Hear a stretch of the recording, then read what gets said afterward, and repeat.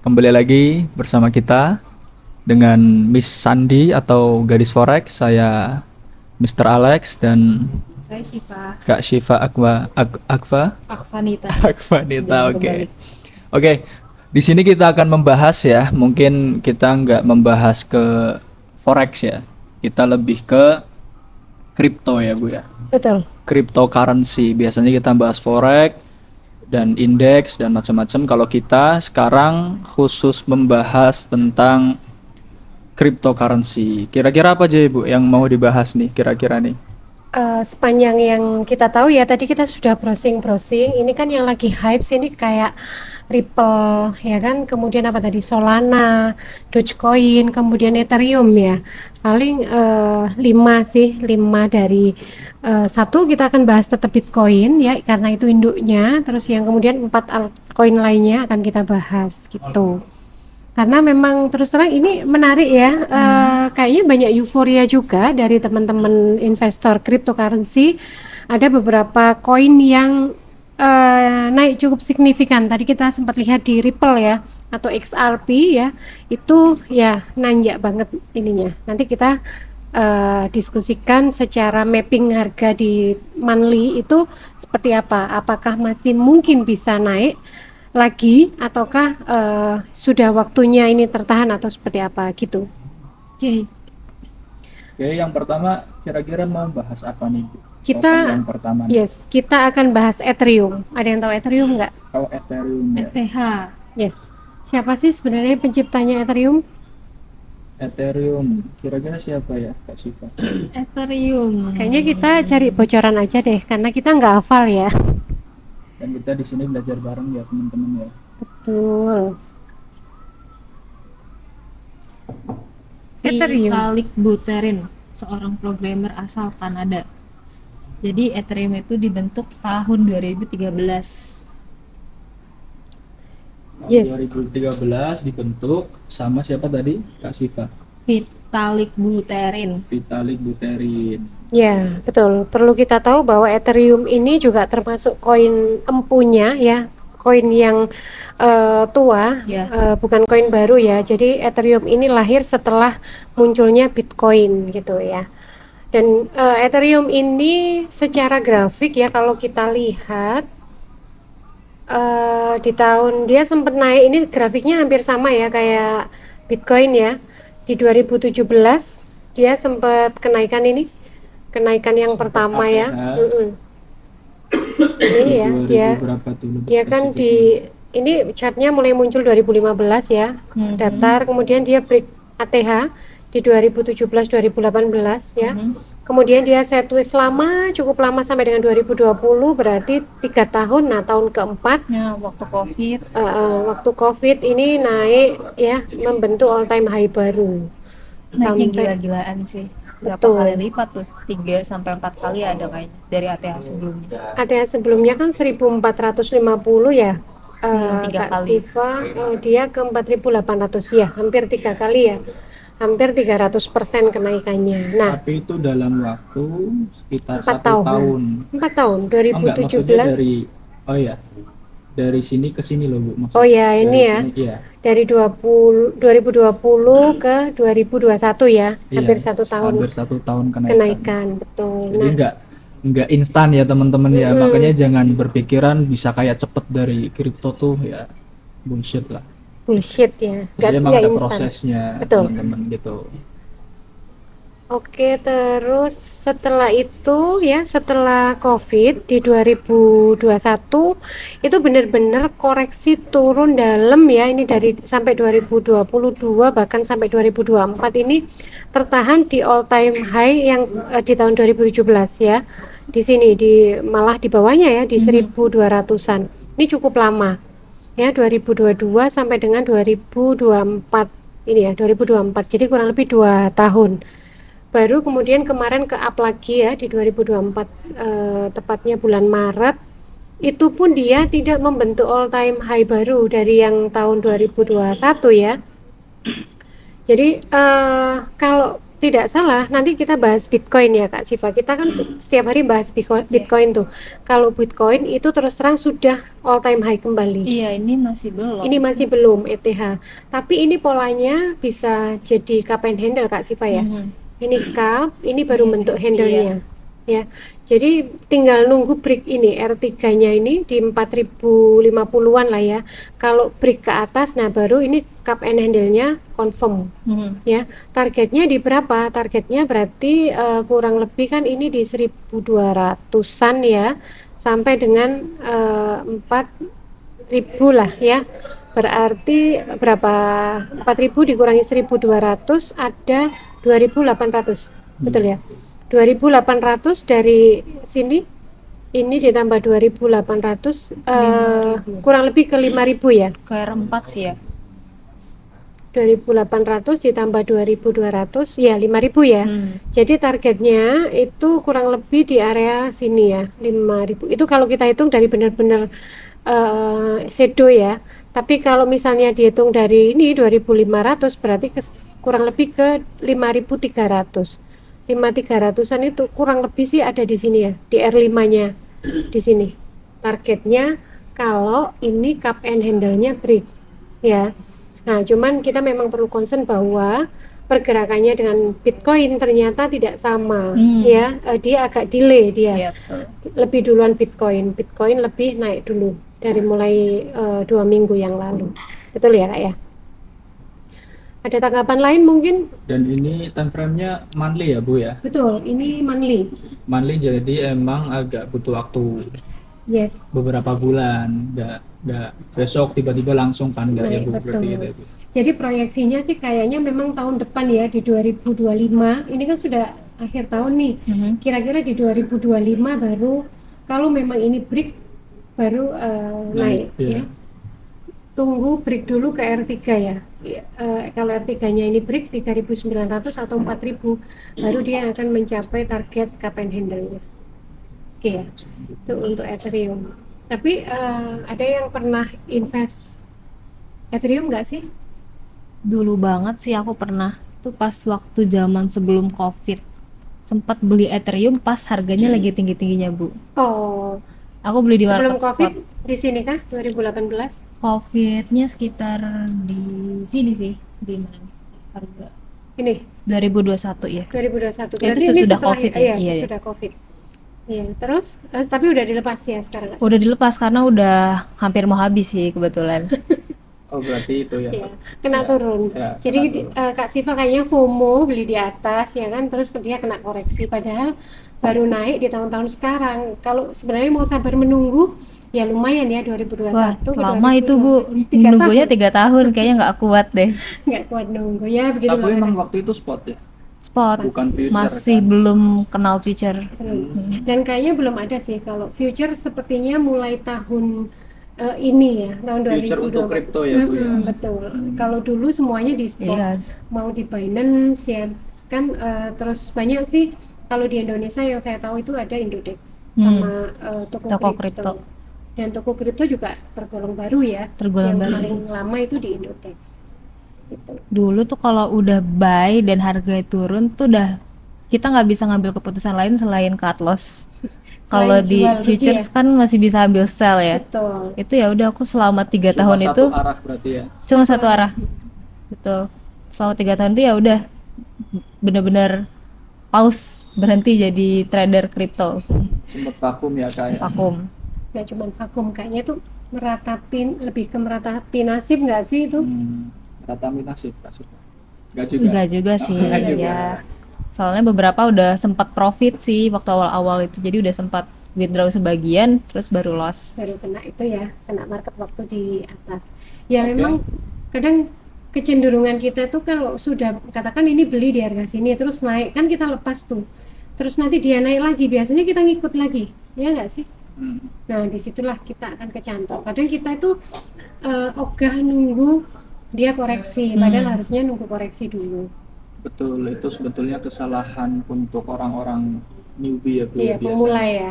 Jadi dengar berita nih mau naik, Langsung naik, pala influencer bilang mau naik lah. orang-orang yang baru ini biasanya FOMO gitu kan, yang betul. akhirnya malah rungkat ya Bu, Rungkat. tarik Yes, bawah.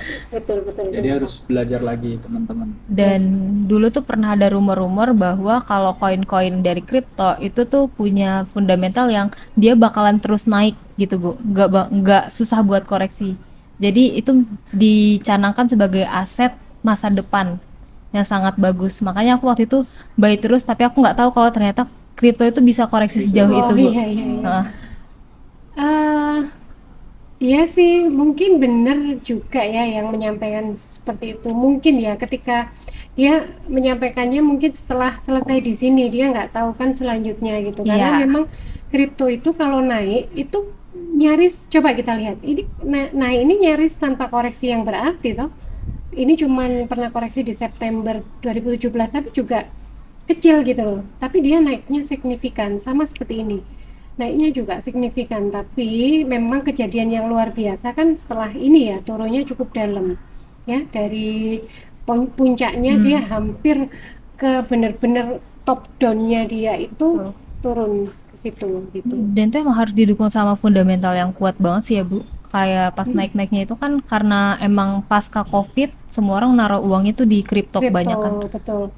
Cuman gini ya, kalau kita ngomong soal fundamental, kripto itu menurut saya itu tidak ada fundamental yang cukup sangat apa ya clear jelas gitu untuk dia itu kayaknya enggak. Jadi memang kayak lebih banyak ke rumor-rumor atau siapa yang endorse aja.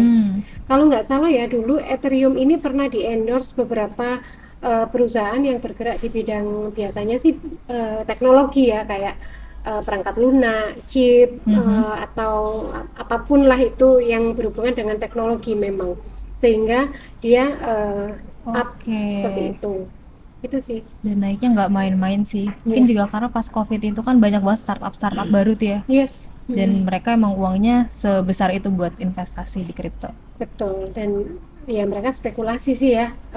Ingat nggak dulu itu ada apa NFT Iya, yang NFT sempat viral foto siapa? sampai miliaran tuh. Betul, dia foto setiap hari yang foto kadang nggak jelas mukanya ya begitu doang kayak kita selfie itu dijual di NFT bisa waktu itu bahkan berapa miliar gitu kan. Miliaran ya Bu. Miliaran itu kalau nggak Ada salah ya yang beli ya? orang Semarang ya. Oh, Semarang. Orang Investornya orang Semarang. Yes. Wow. Gitu. Ternyata orang Indonesia nggak semiskin itu ya, Bu. Iya, tapi kayaknya kalau saya nggak salah ya ini, saya sih dengar beritanya ya. Waktu sudah dibeli mahal, itu kan harus ditukar ke ETH loh. Dia tukar ke ETH, nah masalahnya waktu itu dia nggak tukar dulu, dia simpan dulu, dia berharap harga ETH bisa naik lagi. Padahal waktu itu kalau nggak salah dia tuh sempat podcast ke beberapa tempat, termasuk ke podcastnya artis-artis yang cukup ternama gitu kan. Itu harganya udah puluhan miliar, tapi karena dia nggak jual dia kena harga turunnya sehingga dia tetap mungkin jadi ya nggak bisa dikatakan miskin mungkin ya, tapi ya mungkin dia kembalikan nol lagi gitu. Makanya kadang kita perlu bijaksana ya ketika ya kita nggak boleh serakah lah dalam investasi ya. Kalau memang dirasa profitnya cukup, menurut saya diamankan sebagian supaya ketika harganya terkoreksi turun seperti kejadian ini ya kita nggak menyesal. Betul. Apalagi ini platformnya investasi yang high risk ya Bu ya. Betul, yang high Jadi emang risk. harus hati-hati banget, harus paham tentang ilmunya itu, paham dalamnya seperti apa, jangan dengan gampang masuk ke sesuatu yang kalian nggak ketahui sama sekali. Yes, betul. Oke, kita lanjut ke Lanjut selanjutnya. Penasaran deh, Bu. Iya. Kira-kira kenapa sih harga Ethereum tuh bisa tiba-tiba turunnya drastis itu karena apa sih? Ya karena orang semua lagi sell aja menurut saya. Gitu emang udah masanya Bitcoin akan turun dan Iya, jadi cryptocurrency lainnya.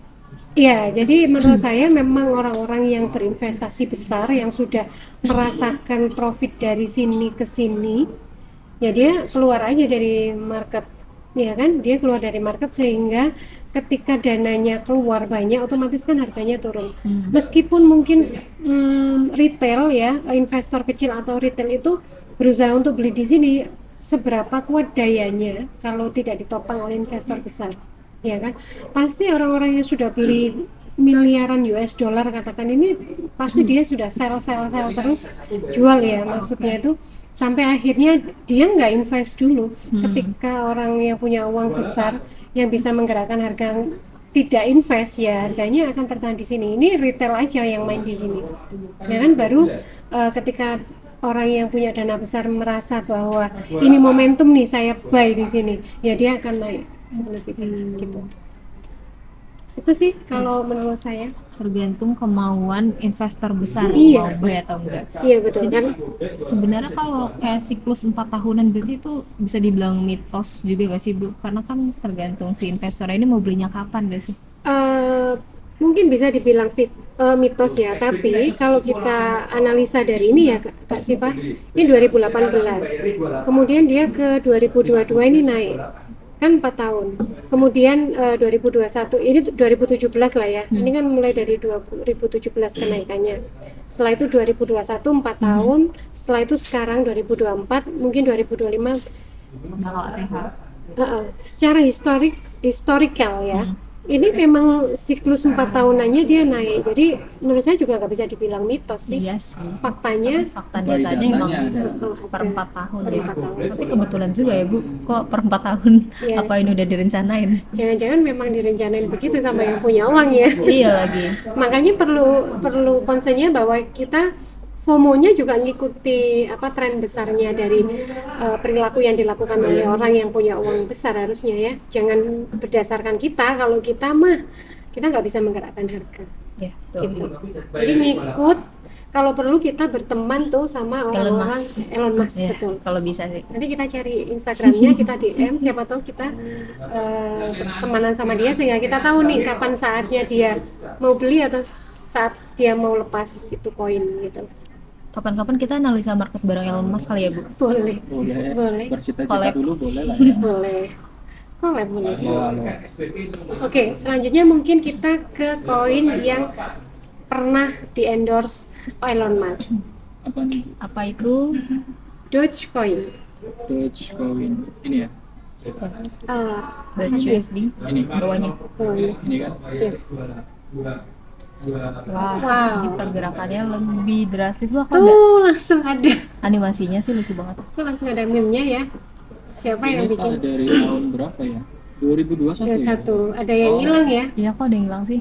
Coba Berarti emang Dogecoin ini yang satu yang atasnya coba. USDT. Oh Sama sih. Berarti Yes, ini oke. itu Bu, mungkin di Ada yang hilang. Kayaknya memang 2017 itu belum ada. Siapa sih penemunya Dogecoin? Karena ini kan USD, Dutch USD Bu. Hmm? Yang dari awal kan yang spot gak sih? Iya. Oh iya bisa jadi. Tapi memang dia juga mulai dari 2013 ya. Masukin. Oke, apa di situ? Oke. Jadi agak susah dibaca Bentuknya gini. kayak apa ya? Iya, dia kok nggak jelas banget. Oke, jadi kita tahu Dogecoin adalah salah satu koin yang di-endorse sama Elon Musk ya. Dogecoin ini diciptakan oleh Billy Markus pada tahun 2013 ya, bersama Jackson Palmer sebagai lelucon sebenarnya ya, yang terinspirasi dari meme Shiba Inu, yang bertujuan untuk menjadi alternatif yang lebih santai dibandingkan aset kripto lainnya. Jadi sebenarnya tujuannya cuma meme aja, guyonan gitu. Tapi Dogecoin ini bisa hype ya. Dari harga sen, saya ingat waktu itu di 2017 harganya di sekitar 40 rupiah ya, 40 sen sampai 80 sen, sempat naik ke area ratusan, 600 di area 1000 begitu waktu 2020 ya. Ini ya kalau nggak salah, ini 2021 bahkan dia sudah 0,48 ya, sempat balik ke all time high-nya yang sekarang. Nah, ini pas kejadian ini yang benar-benar waktu itu saya masih di Surabaya dan saya waktu itu invest, kemudian dia naik, untungnya saya udah lepas tapi saya nggak ngikutin yang sampai atas. ini benar-benar di endorse sama siapa, Elon Musk. Kemudian tiba-tiba tuh Elon Musk tuh ngomong, saya sudah jual semua koin saya. Runtuhlah koin Doge ini ya, Dogecoin ini sampai ini ya 2022 sampai kemarin tidak ada pergerakan. Nah, tiba-tiba dia naik lagi. Menurut saya sih, selain dia di endorse, Dogecoin ini juga salah satu koin yang available untuk dibeli karena harganya masih murah ya kan. Ketika di harga ini cuman ratusan perak gitu. Jadi ya kalau kita mau ngomong invest hilang-hilangan ya, kita punya uang 1 juta, beli di, katakan dia harganya masih 100 rupiah katakan, itu kita dapat berapa koin? Dapat 1000. 1 juta kita punya uang 100. 10.000 ya? Kalkulator dulu nih. 10.000 koin. Berapa? 1 juta dibagi 100, harganya 100. 10.000 koin. Kita punya 10.000 koin ya kan, dan itu kalau kita ngomong hilang-hilangan ya sudah kan nggak besar. Beda dengan ketika kita beli koin Bitcoin misalnya.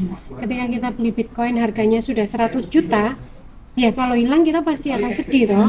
Nah kalau ini kan ya sudah, kita kayak semacam spekulasi aja, beli dibiarin, dilupain asal nggak lupa passwordnya ya. Suatu saat dijual lah kalau tinggi. Dan ya betul, ketika sekarang Bitcoin trennya naik, dia juga ikut naik.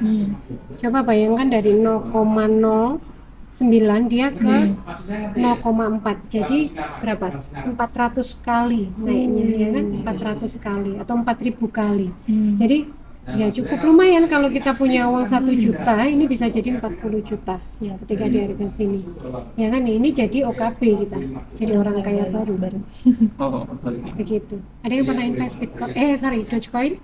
Aku dulu invest, dan emang Doge itu terkenal sama harganya yang murah-murah gitu. Betul. Sen ya, waktu itu benar-benar sen Iya. kan, 2 digit ya. Aku waktu itu beli cuma 50.000 sih, tapi dapat berapa ya? Berapa koin ya? Kayak 10 Banyak ya, banyak harusnya karena memang 50.000 50.000. rupiah. iya. Karena emang dia harganya berapa ratus doang gitu ya, Iya. berapa ratus rupiah gitu. Bahkan Satu koinnya. Betul, bahkan saya pernah cuman beli di harga 80 rupiah, 80 sen ya. Jadi ya sudah, ketika dia naik ke 800 saja sudah naik berapa kali tuh. Tuh Kak. Oke. Dulu sempat viral sih Dogecoin karena harganya yang murah. Oke, selanjutnya kita ke Solana kali ya. Nah, Solana ini termasuk yang tertua juga di cryptocurrency. Betul, Solana. Tapi Solana ini harganya masih relatif lebih mahal ya dibandingkan dengan Dogecoin ya. Nah, ngomong-ngomong Kak Siva, Solana ini siapa sih sebenarnya penemunya? Solana dibantu Ah, iya. Ya, mungkin kita itu ya. Mungkin kita minta bantuan. Anatoly Yakovenko. Anatoly Yakovenko. Iya, dulunya Solana ini juga salah satu pesaing utama Ethereum. Oke. Ethereum yang sudah kita bahas tadi ya, Ya, sama-sama bergerak di bidang teknologi sih. perangkat lunak ya. Dulu si Anatoly ini juga berkarir sebagai insinyur di Qualcomm. Qualcomm Dan ya, perusahaan Dropbox. Qualcomm dan Dropbox ya. Dropbox ya, dan itu perusahaan teknologi yang cukup besar juga ya, Qualcomm sama Dropbox ya. Makanya harganya Solana juga ketika rilis sudah bisa dikatakan ya lumayan ada harganya ya. Lumayan mahal. Betul. Dan ketika dia rilis pertama kali itu langsung up ya, langsung up. Memang biasanya begini, fenomena di koin altcoin ya, koin-koin bawahnya Bitcoin itu ketika dia mau rilis itu kan biasanya ada tuh jadwalnya, misal nih, oh Solana nanti tanggal 1 Januari jam 14 dia mau rilis gitu. Sebenarnya kalau di komunitas kripto itu kan kita udah tahu tuh, udah ada bocorannya kan. Nah nanti ketika jam 14.00 ketika rilis itu memang misalnya harganya pertama 10.000 katakan, itu pasti langsung dipump naik. Dalam satu hari itu bisa naik sekian kali lipat gitu.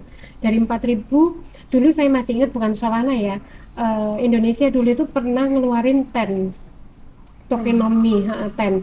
Jadi waktu rilis itu dia harganya 4.000, satu hari itu langsung bisa ke 26.000 satu hari. Tapi besoknya dia Masih langsung sustain diturunkan. sampai Nggak ada sekarang? kayaknya, sekarang itu tinggal 3 digit kalau nggak salah ya, 10 itu. Hampir bangkrut. Hampir selesai, betul. Itu karena memang menurut saya kalau menciptakan koin tanpa ada perusahaan yang nyokong ya, kalau Solana ini kan memang dia ada perusahaan di belakangnya tuh, ada perusahaan teknologi yang Qualcomm sama Dropbox tadi ya. Itu menurut saya dia kemungkinan sustain itu lebih lebih lebih bisa dikatakan dia sustain dibandingkan dengan koin yang kita hanya nyiptain koin. Contohnya ada tuh dulu koin dari artisnya kita. Iya, Arsyanti bukan sih? Asik, nggak usah disebut ya. Oh, ini Enggak. ntar bisa. Ya Asik nanti deh. disensor. Koin asik pokoknya. Nah itu kan sekarang sudah juga nggak ada namanya kan, ya karena itu tadi menurut saya bentuknya koin hanya sekedar dia bentuk tanpa ada sistem di belakangnya yang menurut saya itu harus besar gitu dan harus dikenal orang. Tuh. Nah, Solana ini cukup menarik ya. Ini juga bentuk pola ya, secara indikator. Ini cup and handle ya, cup. Ini cup, ini handle-nya. Sebenarnya ini udah break, Iya. betul. Di sini ya breaknya ya di 211. Mungkin refresh dulu ya ke harga 211. Yes. Kemungkinan retrace dulu. Kita lihat, wow. Kita lihat untuk targetnya ya. Ini 14.000. Katakan kita ngomong 20 lah ya. 20 ini kita katakan misalnya 220 lah katakan, berarti dia butuh kenaikan 200 poin lagi. 200 poin dari sini 115 artinya dia akan ke 315. Berapakah 315? Kurang lebih berada di sini. Atau setidaknya dia akan nyentuh ke R4-nya di 330-an. Jadi menurut saya ya ini prediksi ya, ini analisa, bisa salah bisa benar, tapi kalau memang pattern itu dipakai juga oleh investor kripto, Solana ini akan dibawa ke 330-an. Ini menurut saya masih bisa naik Solana.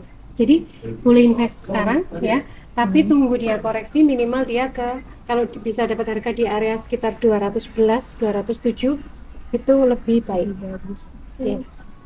Itu untuk Solana. Jadi ngomong-ngomong Bu Sandi ini kayak menghitung-hitung target itu gimana cara ngitung itu Bu? Oke. Jadi ini kan cup and handle. Ya kan? Cup and handle itu kan kita lihat bottomnya di berapa. Kita lihat bottom, ini bottom, ya kan? Terendahnya ya. Nah, bottom, kemudian kita lihat neckline. Neckline itu di sini neckline-nya. Kalau kita lihat dari apa namanya? Shadow, berarti kita lihat yang paling tertinggi. Tapi ada yang melihat dari resisten yang terrejection, berarti di area sekitar sini yang kuat. Jadi yang ada bodinya, bukan shadow-nya di sini. Nah, ketinggian ini ya kan, ketinggian antara bottom sama neckline ini yang menentukan tingginya target. Jadi kita lihat neckline-nya di berapa, kita kurangi bottom, ketemu tuh. Misalnya tadi 220 dengan bottomnya 20 kan ada 200 poin ya. 200 poin kita hitung dari bottom dari handle-nya yang sini. Nih 135 ya kan, ditambah 200 berarti kurang lebih ada 330. Kebetulan pas banget sama area pivot. Iya, area resisten 4 di indikator pivot point. Resisten 4. Itu cara ngitungnya ya. Sama kayak kita ngitung yang Bitcoin kemarin. Oke, jadi kita sudah bahas berapa koin tadi? 4 ya? Ethereum, Ethereum, terus Dogecoin, Solana baru 3 Bu. Baru 3 ya? XRP. Oh, kita mau membahas XRP yang ini cukup jadi rame ya. XRP karena dia naik 2 bulan ini. Wah, istimewa ini. Itu luar biasa banget sih. Wow, ini bentuk apa ini ya? Iya. Juga Ini W. biasanya katanya. Ini pola W yang Dia nggak dikasih Iya, koreksi hampir tuh pola kayaknya. W, Yes. hampir. hampir pola W ya. Double XRP. bottom. Oke. Ripple ini siapa sih penemunya, Kak Alex? Siapa penemu Ripple? Ternyata dari koin-koin ini penemunya itu beda-beda ya orangnya ya. Pendiri XRP atau Ripple ya. Itu ada 3 orang utama ya Bu ya. Heeh. Chris Larsen, Jed Kalau- McCaleb, dan Arthur Brito. Mm-mm. Mereka berperan besar dalam menciptakan protokol Ripple dan aset digital XRP pada tahun 2012 ya Bu. 2012 ya mulai awalnya. Ini agak beda nih Bu, bukan dari teknologi, Dari awalnya dari layanan keuangan, dari layanan keuangan. memberikan opsi pembayaran yang aman Oh, di jadi dunia kayak finance lah ya. jadi kayak semacam sekarang itu Kayak kayak GoPay. dompet-dompet Dompet ya, digital. dompet digital ya. Oh, jadi kita tuh kan kenal GoPay, OVO itu kan baru-baru ya, baru beberapa tahun terakhir. Ternyata dari 2012 itu memang di sana di negara Luar di luar negeri. Indonesia itu memang Sudah semaju itu. betul, mereka sudah mengenal dunia dompet digital, blockchain ya, sehingga mereka memang punya pemikiran out of the box menciptakan altcoin yang sekarang ini kita ingin ikuti untuk investasi ya. Dan ini pendirinya 3 orang. Oke. Dan kira-kira Indonesia pun arahnya akan ke sana ya Bu. Mungkin uang yang saya pernah pelajari ya. Jadi itu pernah ada di suatu negara. Itu ada orang beli. Tapi itu pedagang kaki lima padahal. Pedagang kaki lima, dan orang yang lagi wisata di negara itu bayar pakai uang kertas. Oke. Sama orang penjual kaki lima itu tuh bilang, "Kamu itu orang tahun berapa sih? Zaman sekarang masih belinya pakai uang kertas gitu." Oh, Berarti kan udah semaju itu gitu loh. benar. Uang kertas itu udah nggak dipakai gitu, Nih, betul. dan semuanya itu pakai digital, bener tadi. Dan mungkin Indonesia arahnya akan ke situ ya Bu ya. Harusnya iya ya, karena Kira-kira. saya aja kalian tahu kan, saya nggak pernah pegang Oh uang cash, iya, tahu saya nggak juga sih, betul sih. Saya juga kan sama-sama. saya biasa pinjam kamu kalau uang cash. Iya iya Ya, iya. kalau saya memang bukan sok kekinian ya, tapi menurut saya lebih simple aja. Betul. Dan lebih aman ya Lebih kan. enak. Kadang kalau kita bawa uang kertas itu, seingat saya tadi saya bawa uang 400.000, tiba-tiba di dompet cuma tinggal 300 gitu. Tiba-tiba nggak kerasa. Dan kita nggak bisa ngelihat historinya gitu loh ya kan. Kadang kalau memang dia hilang atau kita beli apa yang kita lupa, kita nggak bisa lihat historinya. Betul, nggak Beda ada dengan riwayatnya. beda dengan digital ya. Kalau digital kan misalnya nih, saya punya saldo di GoPay, saya pakai tadi buat beli apa, itu kan historinya bisa kelihatan. Bisa juga untuk kita ngejurnal portofolio keuangan kita, finansial kita gitu kan. Ya menurut saya memang lebih ini ya, Lebih dan enak, lebih betul, efisien. setuju sekali sih. Meskipun katanya yang diuntungkan itu justru mereka yang punya platform itu nggak sih? Karena ada biaya admin. Bukan cuma biaya admin, coba bayangkan itu kan seperti kita ngutangin mereka. Jadi contoh nih kita beli salah satu platform gitu ya, 10.000 katakan, saya punya saldo 10.000, sedangkan mungkin 1 juta orang pengguna juga ninggalin 10.000 di situ. Berarti sebenarnya dia tuh punya saldo berapa? 10.000 kali 1 juta itu 10 miliar. Kalau ada 1 juta pengguna katakan yang saldonya mengendap di situ 10.000, berarti kan sebentar, 1 juta kali 10.000 berarti 10 miliar atau 100 juta ya? 1 juta kali 10.000 berapa gak sih? Kasih, tolong bantu. Nolnya jadi berapa ya? 1 juta itu 6, 10.000 4, jadi ada nolnya 10 miliar. 10 miliar. Coba bayangkan si platform itu tuh yang kita naruh uangnya 10.000, dia itu punya saldo 10 miliar dari uangnya kita. Ya sih. Ya kan? Mereka bisa aja pakai uang itu buat investasi lagi. Boleh, ya Atau kan? bahkan mereka beli cryptocurrency jangan-jangan. Jangan-jangan bisa begitu. Makanya gitu. Tapi ya sejauh ini sih kita pakai untuk digital, dompet digital juga nggak ada masalah ya. Misalnya nggak bisa di WD, nggak bisa dipakai juga nggak. Jadi ya cukup transparan juga. Nggak apa-apa lah, kita sedikit ya memudahkan mereka, toh kita juga dipermudahkan. Gitu ya. Oke, sekarang kita kembali ke XRP ya. XRP ini Nah, ini saya bingung. Kira-kira targetnya masih mungkin naik nggak ya? Karena dia sudah bentuk W ya. Meskipun Kak, Handle-nya ini nggak ada sih Bu. enggak. Ini bukan cup and handle, tapi ini lebih ke W ya. Datang dia. Heeh. Soalnya Bentuk dia W. nggak koreksi sama sekali. Ini dari Hmm. Cuman, kiri terus Udah. bentuk tengah gini ya. terus naik Terus lebih kan? turun lagi satu S terus nah ini di bulan apa nih? Kemarin 2 bulan terakhir kan? November. 2 bulan terakhir. Ini Wah, bulan sayang banget ya. Desember Bu ya. Nah, ya, Dari awal Desember, bulan aja November. kenaikannya udah seperti ini. Betul. Nih. Gila-gilaan kan? Yes, betul. Nggak tahu makanya hati-hati nih kalau orang-orang pada masuk nih. Iya. Kan retail-retail nih orang-orang yang ya seperti itulah ya. Tapi kalau misalnya dia masih naik ya, karena ini kan strong banget tuh naiknya ya, ada 2 candle. Itu target yang kemungkinan dia capai sekali lagi adalah all time high-nya ini, Kak. Berapa ini? Shadownya nih Bu. Ya. 3,3. Di 3,3. 3,31700 ya. Sekarang kan masih 2667, jadi masih ada kesempatan ke sana menurut saya. Berarti masih tetap bisa Bu. Mas, kalau lihat strong bullish-nya masih ya Karena ini. kita ngelihatnya monthly ya. Ada kemungkinan tetap melakukan penerusannya ke atas. Bu. Betul. Dan ini kan sebenarnya dia ketahan di R2 period ketiga ya. Kalau R3-nya ini berapa? R3-nya Ya ke situ sih 3055. bisa jadi kalau dia proyeksinya memang di bawah untuk bentuk all time high lebih dari ini, Ya, lebih ke dari situ ini ya, dia bisa ke R3. Ke 3.000 dua. di situ. Itu untuk Ripple. Jadi Ripple memang sangat strong bullish ya, tapi menurut saya jangan FOMO deh, ini juga sudah ngeri sih, udah agak mendekati puncak yang all time high tahun 2018 ya. Itu menurut saya. Tapi agak aneh juga ya, karena Kenapa? ternyata cryptocurrency itu nggak semuanya fasenya sama kayak Bitcoin. Betul. Termasuk si XRP ini baru naik dari 2 bulan lalu, padahal kalau Bitcoin itu kan sebelumnya dia udah naik dari tahun lalu itu udah mulai naik. Udah. Tapi sempat sideways selama hampir 1 tahun Kak Siva. Kalau ini bahkan nggak sideways, turun lagi. Oh iya, turun lagi, betul. Yes, nggak sama. Bitcoin paling beda sendiri menurut saya. Tadi kan kalau kita ngomong Ethereum, bahkan dia belum membentuk all time high dari tahun 2021, ya kan? Nah, ini udah selesai ya, XRP ya. Coba kita lihat koinnya Bitcoin. Yang terakhir ya Bu. Yes.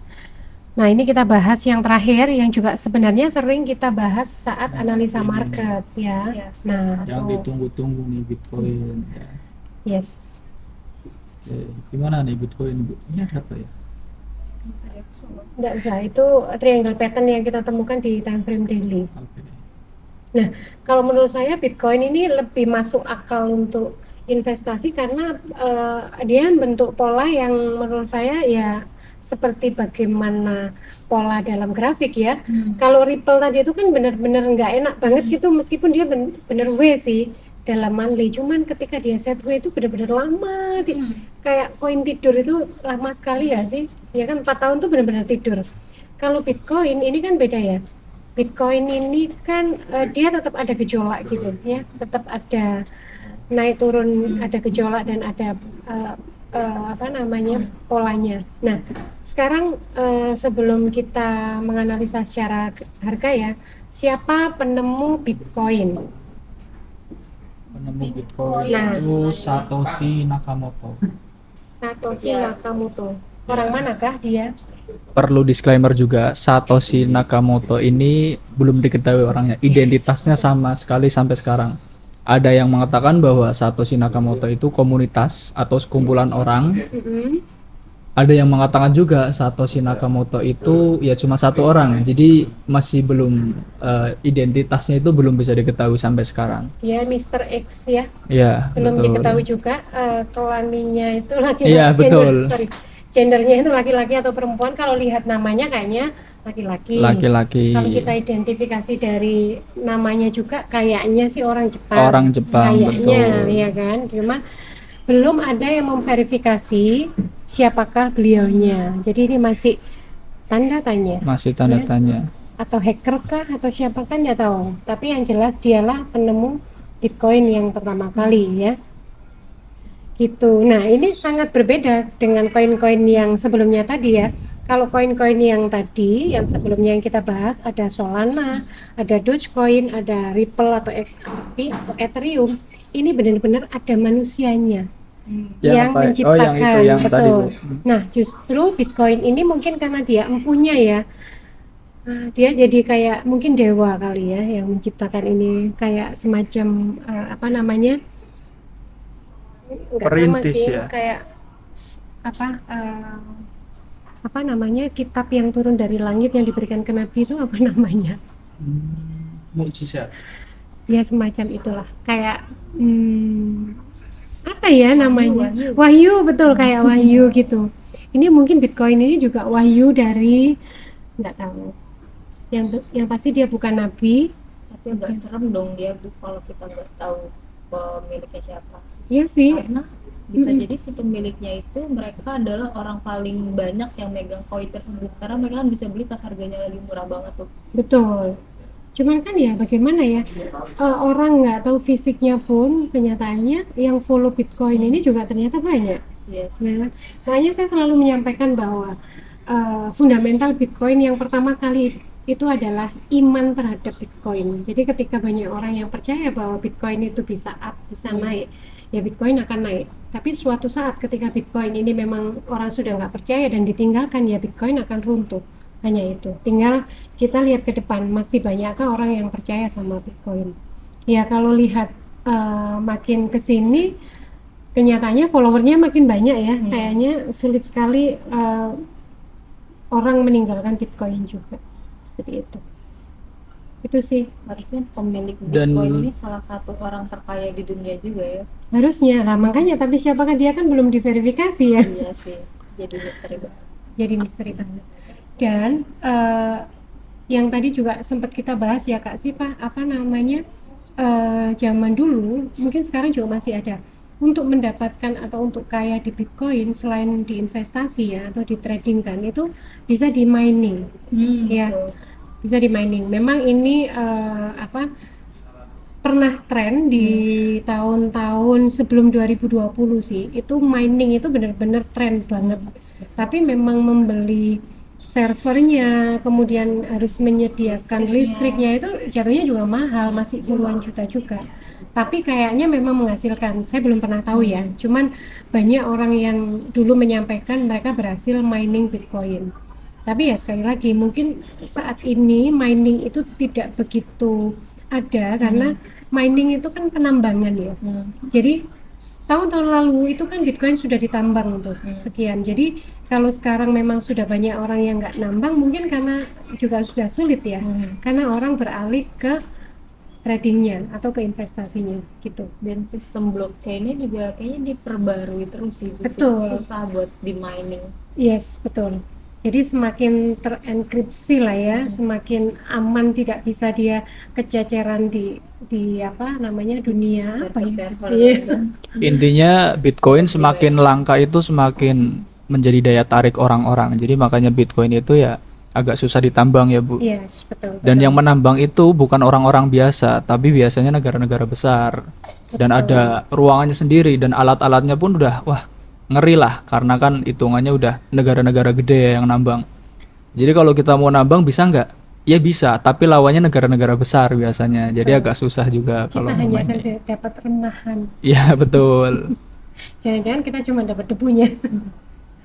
Gitu. Dan ada spekulasi bahwa, enggak spekulasi sih, di white papernya ya, Bitcoin itu bahkan itu ya salah satu fungsinya itu sebagai alat transaksi, Bu. Jadi Iya. peer to peer ya, Bu ya. Yes, betul. Nggak ada orang ketiga gitu.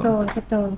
Beda kayak misalnya kita katakan kita mau transfer ya. Kita transfer lewat bank, memang misalnya nih saya transfer ke Kak Siva gitu. Memang akan masuk ke Kak Siva, tapi sebenarnya itu di tengah-tengahnya itu ada pihak ketiga. Di situ adalah bank. Betul. Nah, kalau misalnya sistem blockchain ini memang benar-benar enggak. Jadi saya misalnya mau kirim ke Kak Siva, ya akan langsung masuk Kak Siva dan nggak ada orang yang tahu di situ. Gitu. Jadi itu kadang yang dianggap orang-orang yang punya Iya, satu ilegal karena memang tidak ada apa namanya regulasinya. Terus kedua itu banyak digunakan oleh orang-orang politikus, mungkin bukan di Indonesia ya, atau mungkin ada, tapi di luar negeri itu memang sebagai alat pencucian uang. Jadi mereka memang diredem dulu ke Bitcoin untuk membayar ke orang supaya tidak kena apa ya, kalau di kita tuh bahasanya kayak nggak kena PPATK, jadi smooth gitu keluarnya, nggak ada yang tahu kalau saya harus mencuci uang itu. Nah gitu, lewat blockchain, lewat Bitcoin begitu. Makanya itu yang sampai sekarang masih menjadi kontroversi dan tidak disepakati oleh banyak negara ya, karena itu jadi apa ya, akan jadi money laundry yang apa ya, besar gitu ya. Pasti negara akan dirugikan di situ kalau blockchain ini benar-benar bisa diregulasi secara soft atau secara mulus. Jadi menurut saya itu akan selalu jadi polemik dari beberapa negara untuk blockchain ini. Itu sih. Ada juga beberapa pihak yang mereka tuh malah justru sangat mendukung Bitcoin untuk menjadi mata uang loh, Bu. Mata Ya, uang digital ya. Ya, iya karena itu tadi kamu mau ngasih ke seseorang itu nggak ada histori, nggak ada apa ya, ya nggak ada jejaknya gitu loh, ya hanya kamu dan orang yang kamu kasih itu yang tahu. Jadi itu sangat, menurut saya tuh kalau kamu mau berbuat tidak baik itu kan enak toh kalau nggak ada jejak, jadi ya kamu akan terhindar dari banyak hal yang bisa dihukum atau melakukan kesalahan gitu sih menurutku ya. salah satu influencer di Indonesia nih, mereka ada satu influencer yang dia tuh nggak suka banget sama sistem petrodolar, Bu. Oh yes, Ya. iya sih. Dan dia sangat mengendorsi Blockchain Bitcoin ini ya. si blockchain. Katanya emang si blockchain ini emang punya sistem yang lebih bagus lah buat mata uang karena tidak mendukung salah satu mata uang tertentu gitu. Betul, tapi sebenarnya salah satu influencer itu bukan mendukung Bitcoinnya ya, tapi sistem blockchainnya itu. Sistem blockchain yang mungkin harapannya dia, kita itu bisa mengirimkan uang kita, misalnya saya berbisnis dengan katakan Singapura gitu, tapi saya tetap pakai rupiah yang bisa masuk sana, tapi lewat blockchain. Jadi tidak ada pihak ketiga yang ya, kalau melalui pihak ketiga itu kan bisa kena administrasi, bisa kena pajak dan lain sebagainya ya. Sama kayak tadi yang disampaikan petrodollar. Everybody knows bahwa petrodollar itu adalah punyanya Amerika, bentukannya Amerika yang waktu itu sepakat dengan Arab Saudi ya kan. Yang dimana mata uang petrodollar ini adalah digunakan untuk semua orang atau semua pembisnis minyak, baik dari semua Timur Tengah atau negara yang lain. Ini kalau beli minyak pakainya harus petrodolar, makanya dolar itu sampai dengan hari ini sangat kuat gitu loh. Dia nggak bisa tumbang kalau tidak ada banyak negara yang sepakat mereka nggak mau pakai. Kalau hanya Arab Saudi menurut saya kurang kuat ya. Tapi kalau semua negara besar, semua negara G7 lah minimal itu semuanya nggak mau pakai dolar, ya mungkin Amerika harus waspada ya, harus waspada bahwa mungkin tropi dia menjadi satu negara yang sangat besar, satu-satunya atau nomor satu lah ya, itu mungkin akan geser, digantikan oleh negara lain seperti itu. Tapi selama orang masih pakai, ya nggak bisa, Betul sih. ya kan? Itu. Jadi kayak nggak fair juga sih ke negara-negara lain ya. Karena gimana pun kebijakannya tetap menguntungkan dolar. Pasti. Gitu. Oke, kembali ke Bitcoin. Oke. Kalau secara ini ya ke depan ya Bitcoin, kita sudah pernah menganalisa Bitcoin ini kemungkinan akan ke R5-nya ya, ke 108. Sekarang naik ke 116. 116 atau target dari kapan handle-nya kemarin kita hitung di antara 110.000 ya. Jadi Bitcoin juga masih akan tetap naik, tapi ingat untuk collect buy-nya mungkin tunggu dia koreksi dulu yang cukup dalam ya, jangan sampai kita FOMO nyangkut beli di atas kemudian dia baru koreksi turun. Itu sih Jadi semua koin ya, termasuk Bitcoin dan altcoin lainnya, menurut saya masih potensi untuk naik di 2025. Mungkin itu kita kayaknya udah panjang sekali, hampir Udah 1 panjang jam ya. hampir 1 jam ya teman-teman. Padahal cuma bahas 5 koin ini. Capek juga ya Bu. Capek juga ya. Tapi perlu perlu dipahami bahwa ini bisa diikuti, kita nggak menyarankan ya, maksudnya silahkan disclaimer ya Bu ya, Betul, maksudnya betul. kita hanya mengedukasi dan ini hanya asumsi kita maksudnya. Ya, betul. Kalau misalkan betul ya emang betul, tapi kalau semisal itu ya namanya prediksi ya Bu, Betul, bisa betul bisa prediksi salah. itu di dalamnya ada probabilitas antara iya dan tidak ya. Betul. Jadi kita ngasih gambaran Ya, sudah. ya kan sesuai dengan apa yang kita sudah pelajari ya, Kak Siva, Kak Alex. Tapi semua keputusan berada di tangan sahabat gadis forex. Tetap bijak dalam bertransaksi, tetap cerdas. Oke. Oke. Udah. Oke, terima kasih Bu Sandi, terima Oke. kasih Kak Shiva, dan terima kasih ya untuk teman-teman. Mungkin next kita bahas apa lagi Bu? Boleh? Ya adalah apa ya? Yes. Nanti bisa komentar lah teman-teman Ya. lah di kolom komentar, minta mau bahas apa gitu. Nanti coba kita review ya. Oke. Oke, kiranya terima kasih ya. Sampai jumpa kembali bersama kami sahabat gadis forex. See you in the next video.